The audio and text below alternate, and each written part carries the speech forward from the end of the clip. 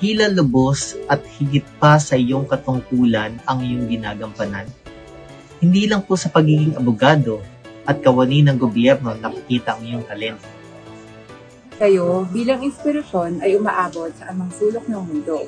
Masasabi rin ang inyong pagiging ina ay hindi limitado sa inyong tahanan. Maging dito sa ating opisina, kayo po ay aming naaasahan.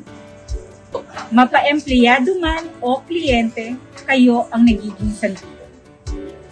Kayo ang nagiging gabay tungo sa kabutihan. Kayo rin ang nagpapakita ng lakas ng mga kababaihan. Chief, isa po kayo sa tunay na nagsisilbi ng tapat sa publiko. Nawa ay maaari pa ang maging katulad ninyo at maingganyo. Ang inyong kaalaman ay kinikilala hindi lamang dito sa ating bansa. Sa inyong tunay na pagtulong at serbisyo, kami ay tumatamasa. Sa bawat taong naaapi at nawawala ng pag-asa, Kayo po, Chief, ang nagbibigay liwanag sa bawat isa. naniniwala kaming ang tunay na hustisya ay makakamit ng masa sapagkat mayroong katulad ninyo na nakakakita. Happy anniversary to Chief Dr. Sida Costa.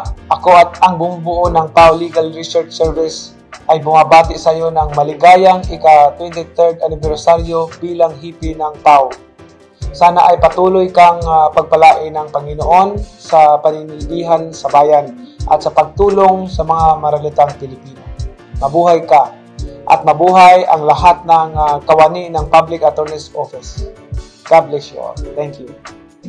Happy 23rd anniversary, Chief!